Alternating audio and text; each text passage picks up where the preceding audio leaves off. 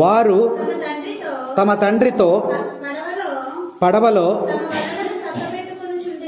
తమ వలలను చక్కబెట్టుకొనుచుండిరి. యేసు వారిని పిలువగా వెంటనే వారు పడవను తన తండ్రిని వదిలిపెట్టి,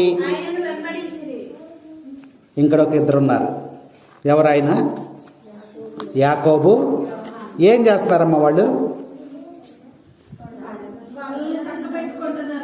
చేపలు పట్టేటువంటి వారు చేసేటువంటి పని ఏమిటది?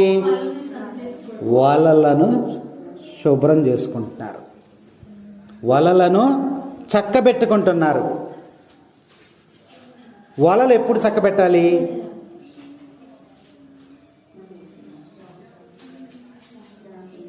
వలలు ఎప్పుడు శుభ్రం చేస్తారు?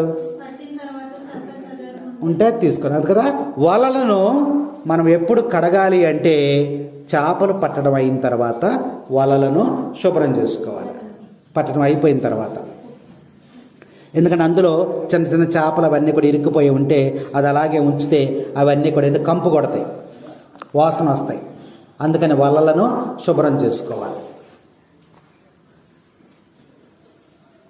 ఇప్పుడు ఇక్కడ ఈ వాక్యంలో మనం చూసినట్లయితే కడగబడినటువంటి వల నువ్వే. నీ వలను నీవు కడుగుతున్నావా? ఒక నీవే వల అయితే నీ వలని శుభ్రంగా నువ్వు కడుగుతున్నావా? వాక్యము రెండంచుల ఖడ్గము లాంటిది, ఎటైనా వర్తిస్తుంది.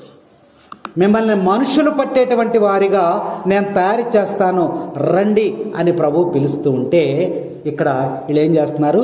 వలలను శుభ్రం చేసుకుంటున్నారు, వలలను శుభ్రం చేసుకుంటున్నారు.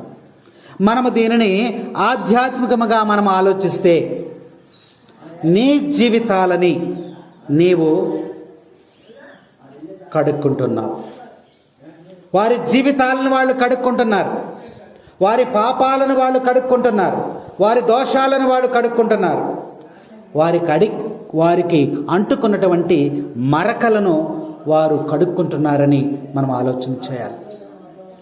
రోజువారీ జీవితంలో అనేకమైనటువంటి మరకలు మనల్ని అంటుకుంటూ ఉంటాయి. పాపం అనేటువంటి మరకలు మనకు అంటుకుని ఉంటాయి. దేవుని దగ్గరికి వెళ్ళి క్షమించమని మనం ప్రభువుని అడగాలి. తెలుసో తెలియకో ఒక మరక మనకు అంటుకుని ఉంటే ఆ మరకని శుద్ధి చేసుకోవాలి. వీళ్ళు ఏం చేస్తున్నారు? ఇక్కడ వలలను చక్కబెట్టి